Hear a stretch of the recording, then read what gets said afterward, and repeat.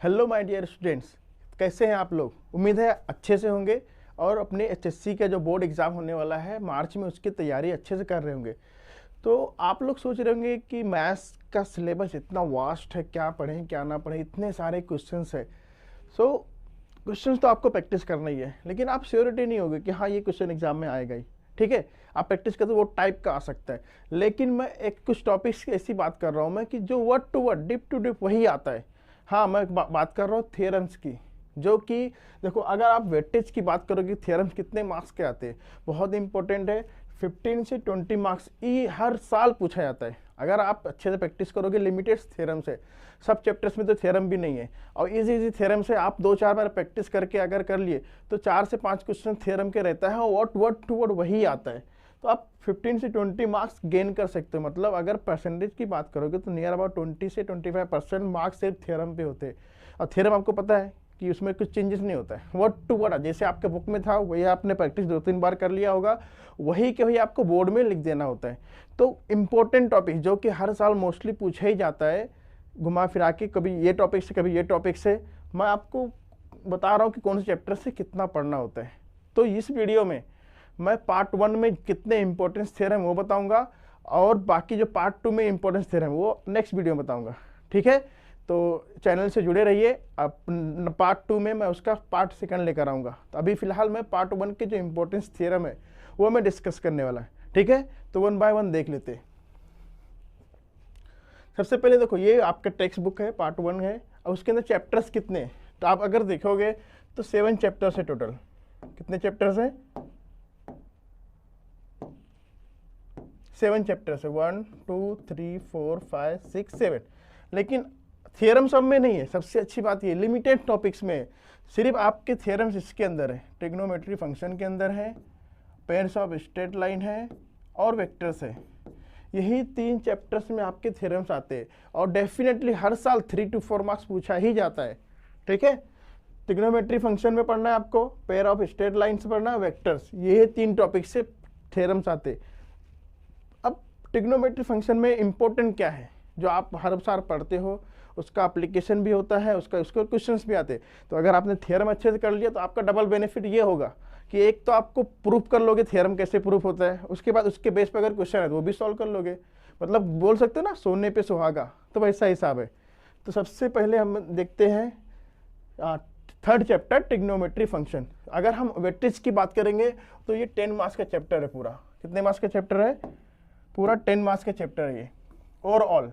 अब उसके अंदर सबसे इंपॉर्टेंट, जिसके ऊपर सम भी आता है और कभी कभार थ्योरम भी पूछ लेता है, सबसे है इंपॉर्टेंट साइन रूल। ठीक है, साइन रूल क्या होता है कि अगर ऐसे क्वेश्चन सेम टू सेम ऐसे रहेगा, if ABC are the measures of the angles of a triangle ABC। अगर कोई ट्राइंगल ABC है, उसके एंगल क्या बोला है? ABC ट्राइंगल्स है। ठीक है, and ABC are the length of the sides. तो A के सामने A साइड होता है, B के सामने B होता है, और C के सामने C। ये length of the sides opposite तो एंगल्स ABC रेस्पेक्टिवली, ये आपको प्रूव करना होता है। A upon sine A, B upon sine B, और C अपॉन साइन C। अब स्मॉल a और स्मॉल कैपिटल A में क्या डिफरेंस है? जो कैपिटल A है वो होता है एंगल, देखो ये एंगल है, हाँ ये, और स्मॉल a होता है लेंथ ऑफ साइड, उसका रेशियो आपको निकालना होता है। तो इसके ऊपर देखो थ्योरम डायरेक्ट पूछ लेता है 3 मार्क्स के लिए, या क्या करेगा, कोई एक ट्राइंगल दे देगा, उसके ऊपर आपको क्वेश्चंस बना के दे देगा कि हाँ भाई ABC का रेशियो निकालो। तो बहुत ईजी थ्योरम है। इसका थ्योरम प्रूफ मैं आगे कराने वाला हूँ, पूरा सीक्वेंस, पूरा एक सीरीज चलेगा। हाँ, थ्योरम्स का ये साइन रूल कैसे पूरा, अभी मैं आपको बता रहा हूँ कि पढ़ना क्या। आप पहले पढ़ के रखिए, उसके बाद वीडियो वगैरह आप इस पर रेफरेंस के लिए देख सकते हो। ठीक है, अब इसमें आता है कोसाइन रूल। साइन के बाद क्या आता है? Cosine rule. Near about same ही है, वही रहेगा, ट्राइंगल रहेगा वही, ABC ट्राइंगल है। उसके अंदर क्या प्रूव करना, देखो बहुत आसान होता है। तीनों, कोई कभी कभी एक पूछ लेता है, कभी कभी तीनों पूछ लेता है, तो आपको तीनों प्रूव करने की जरूरत नहीं है। अगर आपने इसको प्रूव कर दिया, A² is equal to B² is equal B² plus C² minus 2BC cos A, उसके बाद आपको ये दोनों B² C² प्रूव करने की जरूरत नहीं। क्या लिख दोगे? Similarly we can prove that B² this and C² this. सबका मेथड सेम है। तो एक देखो, याद करने का मेथड क्या बता रहा हूँ, देखो A बोल रहा है ना, जब A² लोगे तो बच रहा क्या है? B और C बच रहा है ना, तो यहाँ पे आएगा B² प्लस C² माइनस में अब बी और सी यहाँ था तो यहाँ भी 2BC रहेगा। और अब किसकी बात कर रहे हो आप, ए स्क्वायर की बात कर रहे हो, तो एंगल ए आएगा यहाँ पे, ऐसे याद करना होता है। अब बी अगर निकाल रहे हो तो क्या बचे रहेगा, ए स्क्वायर प्लस सी स्क्वायर माइनस ए सी लिए तो यहाँ भी 2AC हो जाएगा। और क्या निकाल, बी स्क्वायर निकाल रहे हो ना, तो यहाँ पे हो जाएगा cos b। इसी तरह cos c का भी है। तो बहुत आसान है, एक अगर अच्छे से आप याद कर लिए तो बी और सी ऑटोमेटिकली प्रूफ हो जाता है, और प्रूफ करना भी नहीं है आपको। Similarly we can show that this and this. Okay, बहुत इंपॉर्टेंट थियरम है, इसके ऊपर क्वेश्चंस भी आते हैं, MCQ में भी पूछ लेता है कभी कभी। उसके बाद जो आता है प्रोजेक्शन रूल, तीसरा जो इंपॉर्टेंट टॉपिक है आपके ट्रिग्नोमेट्री फंक्शन से, वो है प्रोजेक्शन रूल। तो उसमें वही है, ट्रायंगल ABC दिया रहेगा, आपको क्या प्रूव करने का, a equal to b cos c, c cos b. देख रहे हो, अगर ए ले रहे हो तो बी और सी, और उसके बाद सी और बी अपोजिट हो जाता है। पहले बी और सी लेना, बी कॉस सी फिर सी कॉस बी, ठीक है, ए अगर ले रहे हो। अब एक प्रूफ कर दिए। सिमिलरली हम लोग क्या शो करते हैं, बी इज इक्वल, बी ले लिए सी कॉस ए, पहले सी लिए फिर ए लिए, फिर अब यहाँ क्या लेना, ए कॉस सी लेना पड़ेगा। सिमिलरली अगर सी प्रूफ करना है तो c is equal to a cos b, a और बी लिए तो यहाँ पे हो जाएगा बी और ए, अपोजिट हो जाता है। बहुत आसान है प्रोजेक्शन रूल, एक ट्रिक से याद कर लो, बाकी दो इजीली याद हो जाते हैं। और प्रूफ करना नहीं है, प्रूफ सिर्फ एक ही करना होता है, ठीक है। नेक्स्ट जो आपका है, हाँ बस 3 ही थ्योरम इसके अंदर इंपॉर्टेंट था। कौन कौन सा, साइन रूल, कोसाइन रूल और प्रोजेक्शन रूल। ये तीनों अच्छे से पढ़ना है आपको। इसमें से या एक तो थ्योरम मिल सकता है आपके बोर्ड एग्जाम में, या इसके ऊपर क्वेश्चन तो डेफिनेटली रहता ही है, ठीक है। अब नेक्स्ट आते हैं लेसन नंबर 4, जिसका वेटेज है 6 मार्क्स और पेयर ऑफ स्ट्रेट लाइन, ठीक है। इसके अंदर देखो, जो ये बहुत इंपॉर्टेंट, बहुत बार पूछा गया थ्योरम में, देख लो आप, देख सकते हो कितनी बार पूछा है उसने। मार्च 14 में, 16 में, 18 में, अक्टूबर 15 में, 4 से 5 बार इसने पूछा है ये थ्योरम। तो आप अंदाजा लगा सकते हो कितना इंपॉर्टेंट इसकी वैल्यू है।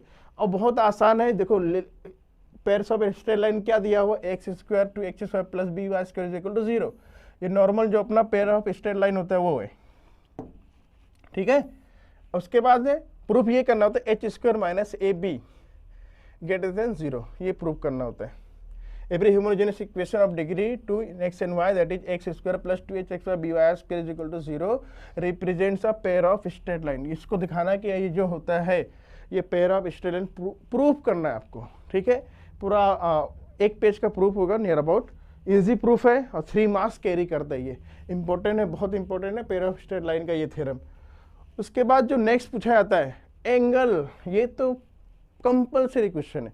या तो आपको प्रूफ करने बोल देगा tan थीटा निकालो, मतलब एक्यूट एंगल निकालो, या इसके ऊपर क्वेश्चन पूछेगा, डेफिनेटली क्वेश्चन पूछता है, दोनों में से एक तो होगा। तो क्या प्रूफ करना है, एक्यूट एंगल थीटा बिटवीन, ये करना है tan theta is equal to 2h square minus a b upon में a plus b given by, अब देखो कितनी बार पूछा ये, मार्च 13, 15, 17 और जुलाई 17। देखो 2 बार पूछा है, सेम ईयर में 2 बार ये क्वेश्चन पूछा है इसने। मार्च में पूछा है, सेम रिपीट करके जुलाई में पूछ रहे, जो रिपीटर्स बच्चे थे। तो इसकी इंपॉर्टेंस भी बहुत है।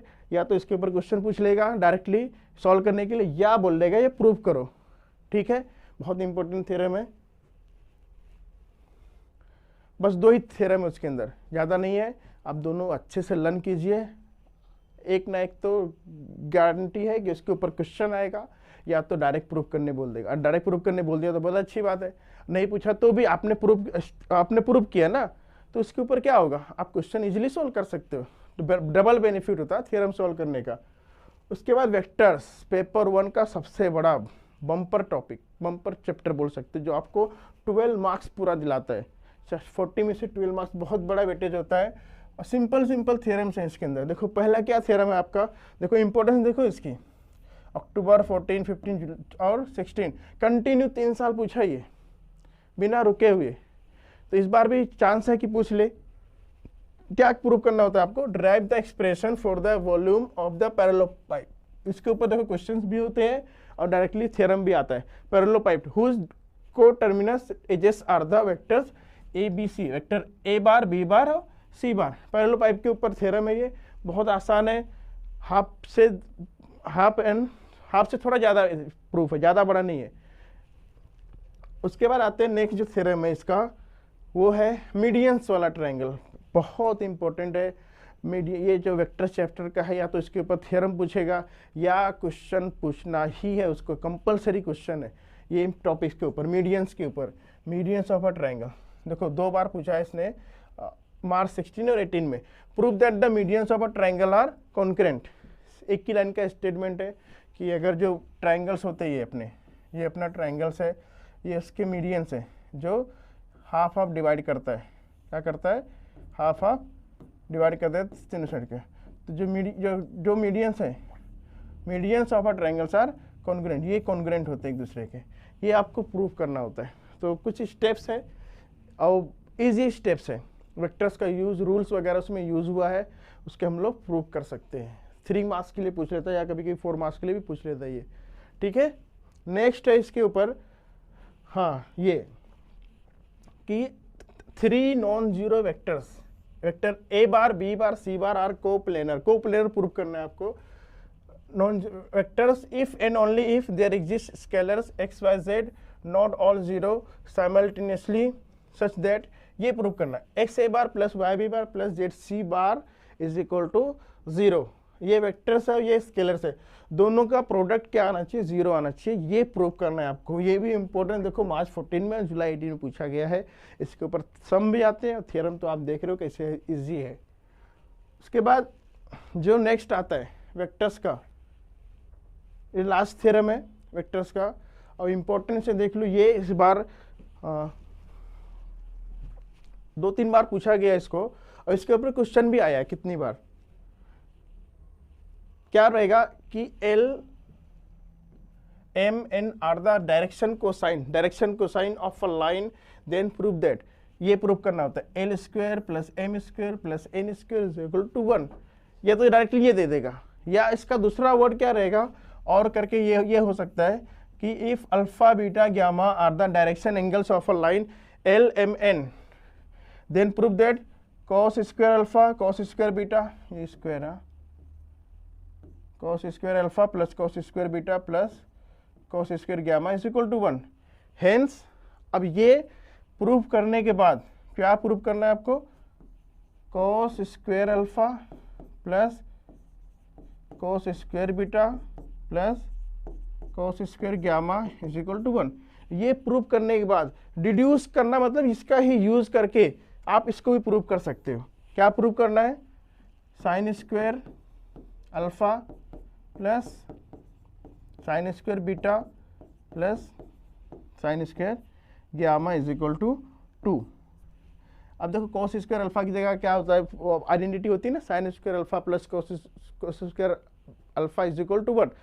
अब cos स्क्वायर अल्फा की जगह क्या रख दोगे, 1 माइनस साइन स्क्वायर अल्फा, तो वो वर्ड कैंसिल होके आपको आंसर 2 दे देगा। यहाँ पे साइन और साइन सब cos किस में बदल जाएगा, साइन में बदल जाएगा। सिंगल आइडेंटिटी आपने यूज किया था 10th लेवल पे, sine square theta plus cos square theta is equal to 1। इसी को हम लोग डिड्यूस करना बोलते हैं। क्या बोलते हैं, डिड्यूस करना। डिड्यूस करने का मतलब ये होता है कि आपने जो प्रूव कर दिया है उसी को और फर्दर थोड़ा सा मॉडिफाई करके नया रिजल्ट डिस्क्राइब करना, that is the meaning of the deduce. Okay, so part 1 के जो 3 चैप्टर्स है उसमें से जो इंपॉर्टेंट थ्योरम मैं आपको बता दिया, उसमें से क्वेश्चन हर साल आते हैं, आपको अच्छे से प्रैक्टिस करना है, और उसका थ्योरम भी मैं कराऊंगा। तो चैनल से जुड़े रहिए। अगर आपने अभी तक सब्सक्राइब नहीं किया है तो सब्सक्राइब कर दीजिए, और अपने फ्रेंड्स वगैरह में भी इसको शेयर कीजिए ताकि वो भी इसका बेनिफिट ले सके और बोर्ड में अच्छे से अच्छा मार्क्स लेकर आ सके। ओके, ठीक है, all the best for your exam.